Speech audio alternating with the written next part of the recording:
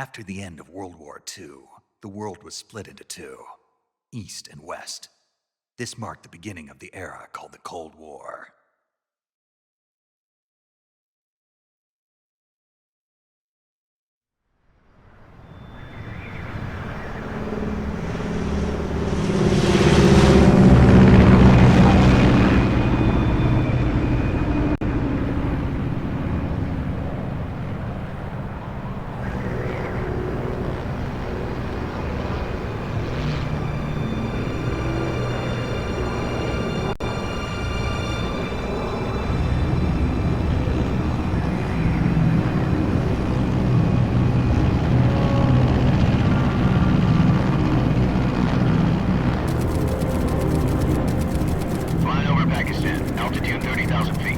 Approaching Soviet airspace.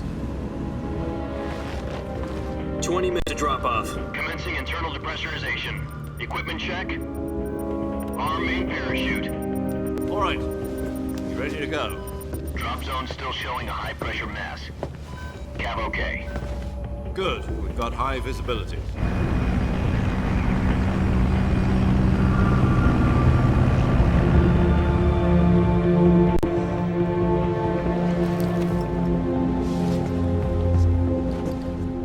Cigar. Connecting oxygen hose to interior connector. Put on your mask.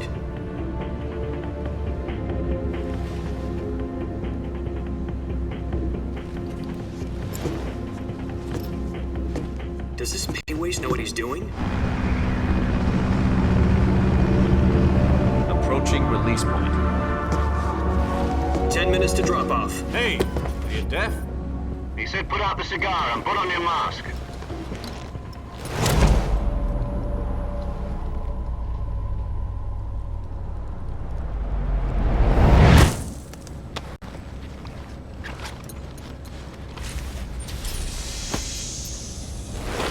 Depressurization complete. Checking oxygen supply. 6 minutes to drop off. Opening rear hatch.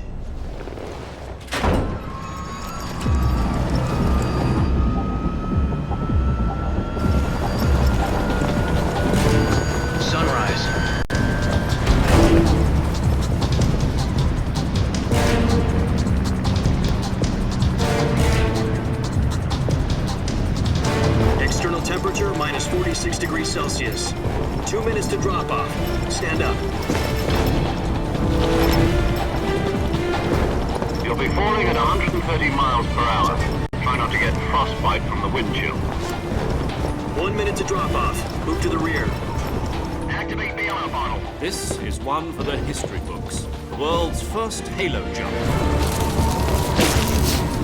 10 seconds to drop off. Stand by. Status okay, all green. Prepare for drop-off. Countdown. 5, 4, 3, 2, 1. Spread your wings And fly. God be with you.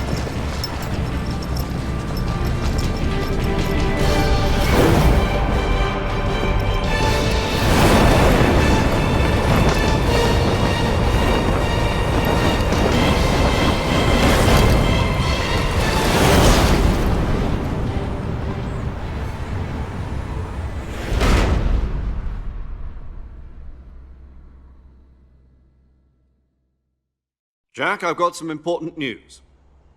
The head of the CIA has finally given us the green light for the virtuous mission. Virtual mission?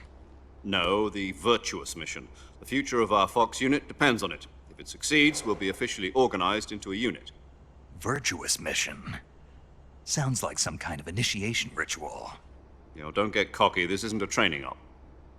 Right. So what exactly is this wonderful mission?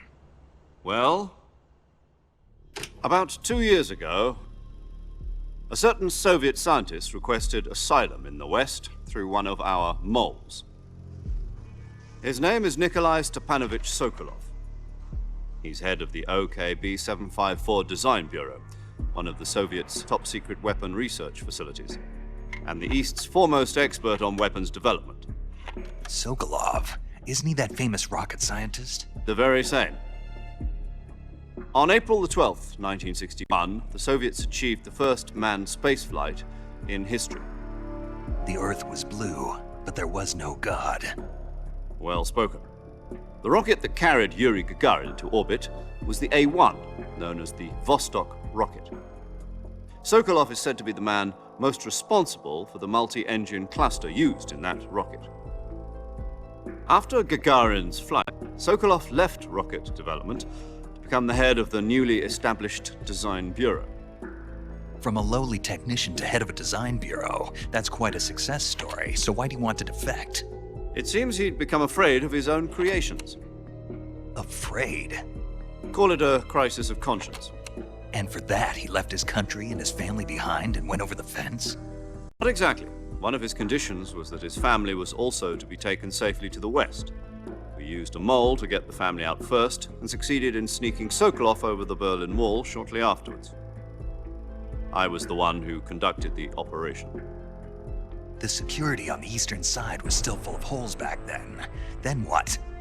We got Sokolov over in one piece, but the whole ordeal had left him exhausted, and we checked him into a hospital in West Berlin. It took him 2 weeks and more than 600 miles to get from the research facility in the Soviet Union to Berlin. He was in no condition to say anything coherent. And it was only a week later that we had something much bigger on our hands. The Cuban Missile Crisis. October the 16th, 1962, President Kennedy received word that the Soviets were in the process of deploying intermediate-range ballistic missiles in Cuba. The President demanded that the Soviets dismantle and remove the missiles.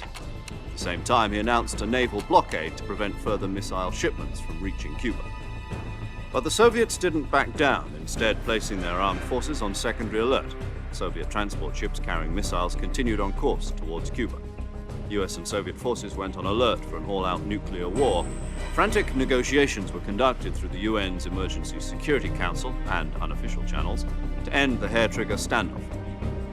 Finally, on October the 28th, the Soviet Union agreed to remove its missiles from Cuba. And so the world avoided a nuclear holocaust. But in order to get the Soviets to pull their missiles out, we had to make a deal. You mean the one where the US agreed to remove its IRBMs from Turkey? No. The Jupiter IRBMs deployed in Turkey were obsolete, and we were going to get rid of them anyway. They had no strategic value whatsoever to either the US or the Russians. The Turkey deal was a ruse, a cover story that was fed to the other intelligence agencies around the world. So what did the Russians really want? Sokolov. They wanted us to return Sokolov. You mean the Soviets pulled out of Cuba just to get their hands on Sokolov? That's right. What the hell was he working on? At the time, we had no idea. We were running out of time.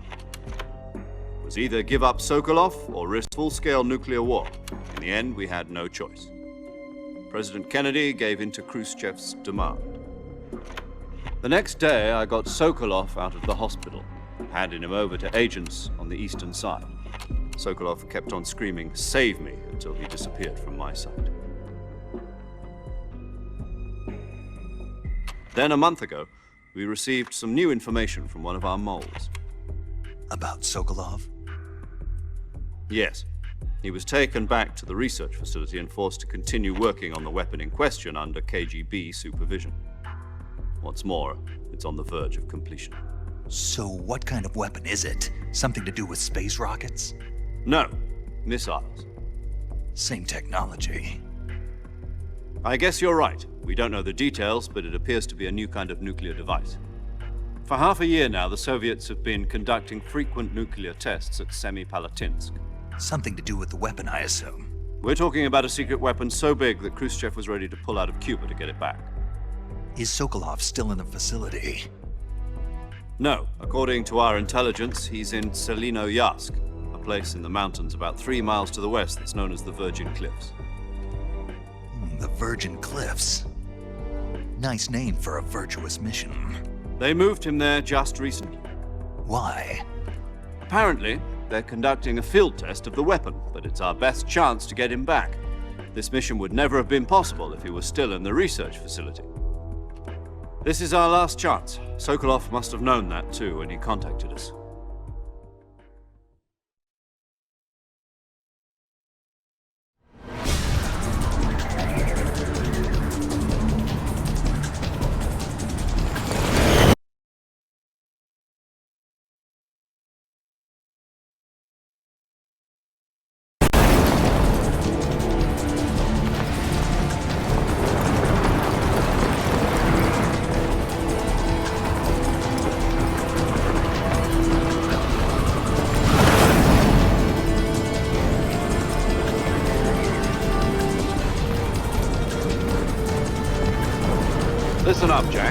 mission is to infiltrate Selino Yar, the Soviet mountains, ensure the safety of Sokolov, and bring him back to the West.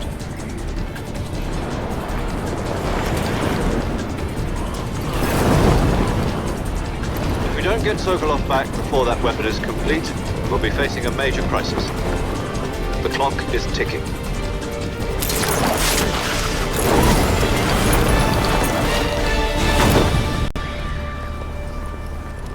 Once we've confirmed the rescue of Sokolov, stand by at the recovery point. A recovery balloon will be dropped at that point. Helium will be pumped into the balloon to inflate it. The process takes about 20 minutes. Once it's complete, the gunship's arm will latch onto the balloon and pull it up. The Fulton surface-to-air recovery system. I'm familiar with the theory. Take it easy. It's been combat proven. Do you think Sokolov is up to it? The shock will be less than during a parachute jump, and the arm can handle up to 500 pounds. So you're planning on going over the border in a single combat Talon? She's equipped with two 6-barrel 20mm Vulcan cannons, as well as two 40mm machine guns. Sounds like she could hold her own against a battalion of tanks. Even with the fuel in the reserve tank, we're facing a 4-hour time limit. If all goes well, it shouldn't take more than a few hours. Home in time for dinner. But if anything goes wrong, you'll be eating dinner, breakfast, and all the rest of your meals in the jungle.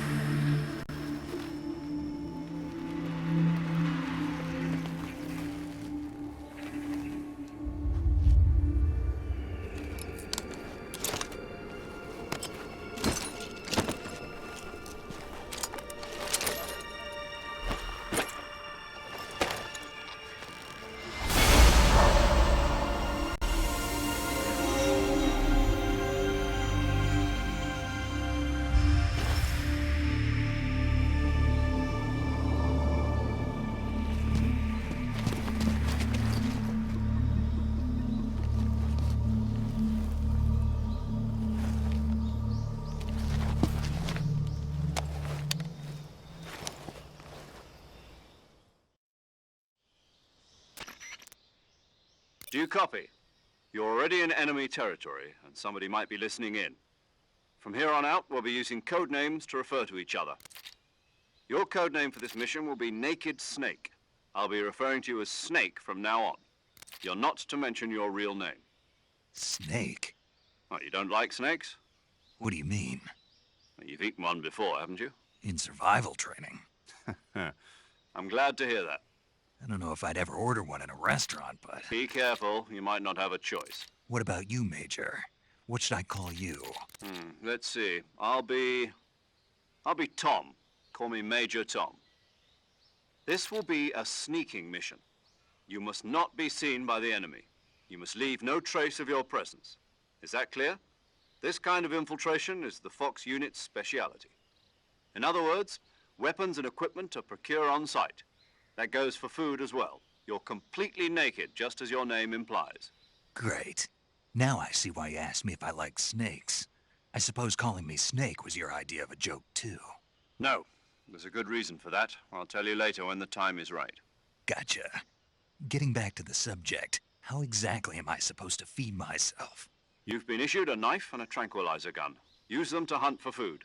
You'll also find some medical supplies in your backpack. Yeah, about the backpack. I lost it in a tree on the way down. I see. Well, you'd better go back and get it then. You know where it is? No problem. I can see it from here. It's stuck on a branch. To climb a tree, stand in front of a tree that's covered in ivy and press the action button.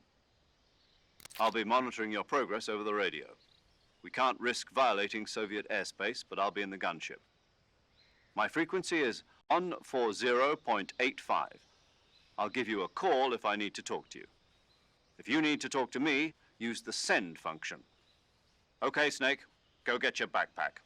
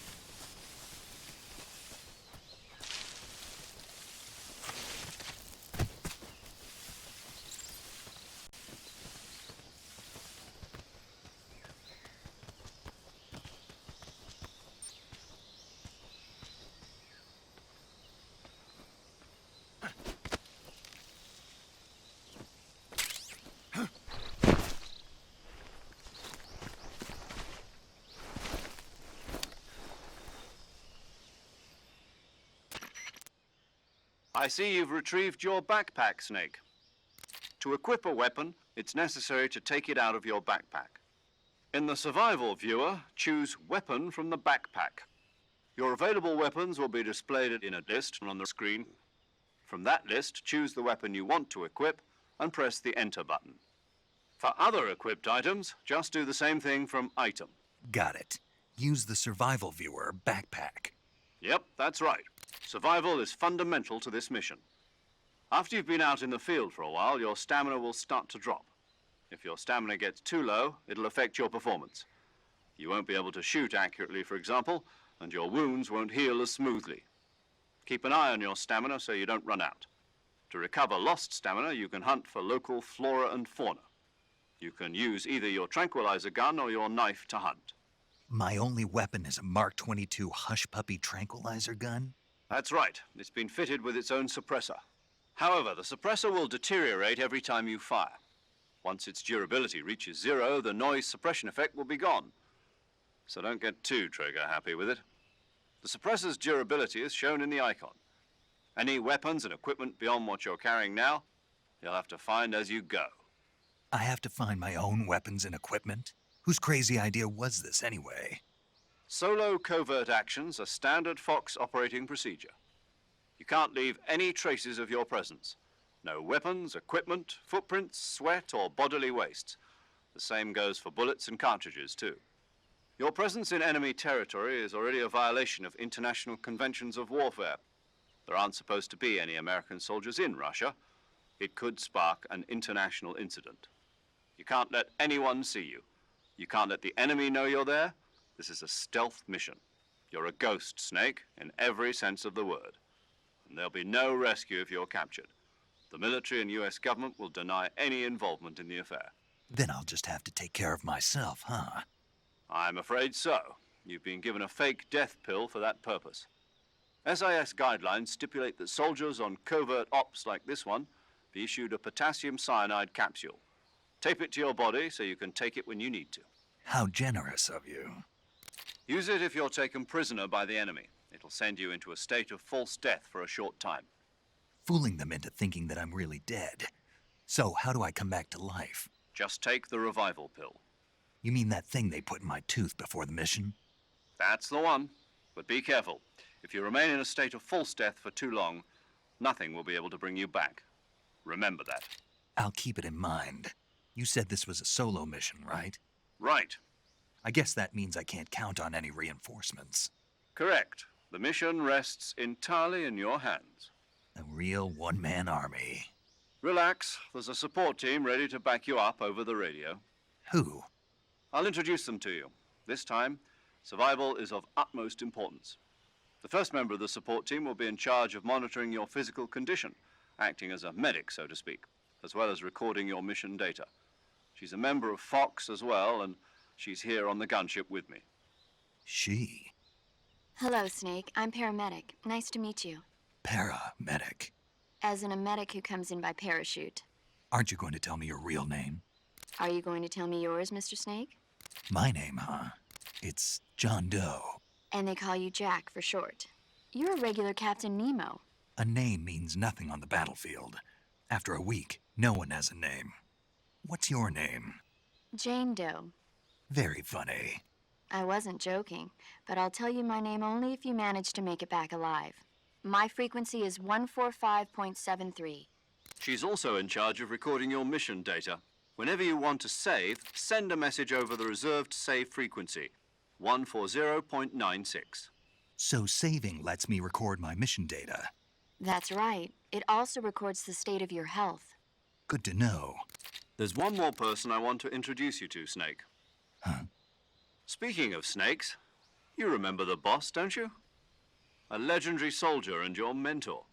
Actually, it was the boss that got the DCI's authorization in the first place. She's going to be serving as Fox's mission advisor. The boss is? She also helped me plan this mission.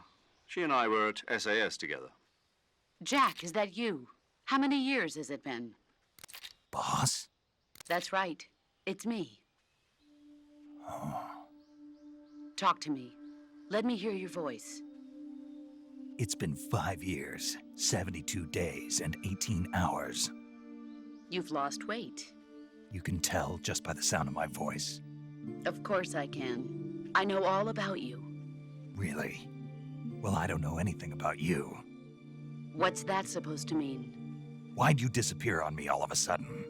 I was on a top-secret mission. You didn't need me anymore. But there were still so many things I wanted you to teach me. No, I taught you everything you needed to know about fighting techniques. I taught you all I could. The rest you needed to learn on your own. Techniques, sure. But what about how to think like a soldier? How to think like a soldier? I can't teach you that. A soldier needs to be strong in spirit, body, and technique. And the only thing you can learn from someone else is technique. In fact, technique doesn't even matter. What's most important is spirit. Spirit and body are like two sides of a single coin. They're the same thing. I can't teach you how to think. You'll just have to figure it out for yourself. Listen to me, Jack. Just because soldiers are on the same side right now doesn't mean they always will be. Having personal feelings about your comrades is one of the worst sins you can commit. Politics determine who you face on the battlefield. And politics are a living thing. They change along with the times. Yesterday's good might be tomorrow's evil. Is that why you abandoned me? No, it had nothing to do with you. I already told you, Jack. I was on a top-secret mission. A soldier has to follow whatever orders he's given. It's not his place to question why. But you're looking for a reason to fight. You're a natural-born fighter, but you're not quite a soldier. A soldier is a political tool, nothing more. That's doubly true if he's a career soldier. Right and wrong have no place in his mission. He has no enemies and no friends. Only the mission. You follow the orders you're given. That's what being a soldier is. I do whatever I have to get the job done. I don't think about politics. That's not the same thing. Sooner or later, your conscience is going to bother you. In the end, you have to choose whether you're going to live as a soldier or just another man with a gun. There's a saying in the Orient, loyalty to the end. Do you know what it means? Being patriotic. It means devoting yourself to your country. I follow the president and the top brass. I'm ready to die for them if necessary. The president and the top brass won't be there forever. Once their terms are up, others will take their place. I follow the will of the leader, no matter who's in charge. People aren't the ones who dictate the missions. Then who does? The times. People's values change over time, and so do the leaders of a country. So there's no such thing as an enemy in absolute terms. The enemies we fight are only enemies in relative terms, constantly changing with the times. As long as we have loyalty to the end, there's no point in believing in anything, even in those we love. And that's the way a soldier's supposed to think? The only thing we can believe in with absolute certainty is the mission, Jack. All right, but do me a favor. What is it? Call me Snake. Snake. Oh, right. Your code name is Snake. It suits you well. That's right. The legendary unit that the boss put together during World War II was a snake. The Cobra unit, a group of heroes that brought the war to an end and saved the world. As long as you've got a legendary hero backing you up, you'll be fine. Isn't that right, Snake? Yeah, I can't think of anyone else I'd rather have with me. Oh, and one more thing, boss. Yes? It's good to hear your voice again. Same here. After all, who knows if either of us will make it out alive? Snake, you were always best at urban warfare and infiltrating buildings. But this is the jungle. Survival is going to be key. Those CQC techniques I taught you are sure to come in handy. CQC? Close quarters combat, huh? I've been in the Green Berets for the past few years. I'm probably pretty rusty. Not to worry. I'll be here to help you remember. After all, this is your first actual survival mission. I'll be supporting you over the radio. Where are you, boss? Next to the Major? The boss is communicating with us by radio from aboard a Permit-class submarine in the Arctic Ocean. My frequency is 141.80. Call me if you need my advice on battle techniques. Gotcha. Your mission is to retrieve Dr. Sokolov. Dr. Sokolov is being held in an abandoned factory located to the north of your current position. Avoid heavy combat and don't let anyone see you. Don't forget that this is a stealth mission. Snake, try to remember some of the basics of CQC.